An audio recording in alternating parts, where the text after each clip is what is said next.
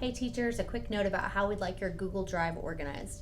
Now, there are other tech tutorials up on our website that explain how to use Google Drive. I highly recommend you watch those to find out all of the features that Google Drive offers, how to label, move, organize, star, color folders, how to nestle things, how to share with others.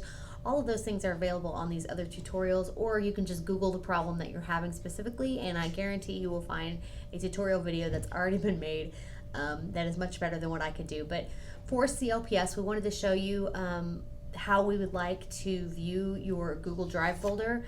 We use the Drive folders. A lot of you are putting your lesson plans in here.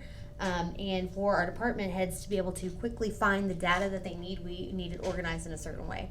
So I used here an example. This is the History 10 folder. This is Dr. Tarpley's class folder, and his is obviously in really great condition because he has to teach his whole department how to do so. Sorry about that creaking noise. Basically, up here in the top with all of these individual folders, we don't have so much concern about how these are organized. I'm going to go back one folder. This is called breadcrumbs up here. It kind of shows you how things are nestled from your drive into these different folders. So I'm going to go back one folder. He has an archive for any teachers that have taught this course before. Those archives are available. Then he has a semester folder for the fall and one for the spring.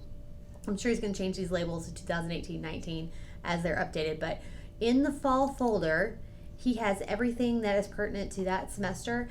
And they are in a way that makes sense to his brain. So all of these folders are in a way that makes sense to him. These documents that are free are the only documents that are allowed to not be in a folder, and these are very specific to what we want. So we want to have a copy of your syllabus for that course. We want to have your semester overview. If you're in a 7 through 12 class, we want your semester overview in that correct folder and completed here. Your lesson plans, so his are in a doc format. A lot of you are using the lesson plan grid, which I talked about in a previous tutorial. And then if your department has guiding questions and course goals that you have worked on together, that needs to be a free document in this folder as well.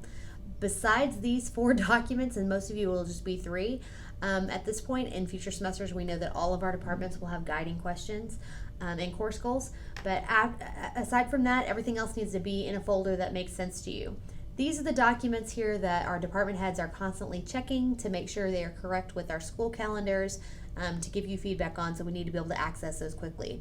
So other than that, I highly encourage you to spend time once a week looking through your class folders and throwing out things that don't make sense or that you may have created and don't need anymore, and that once a year you're really giving it some good attention to where it stays organized throughout the years. Google Drive is something that can really get away from you, just like your desk's files would get away from you. So spend some time organizing that.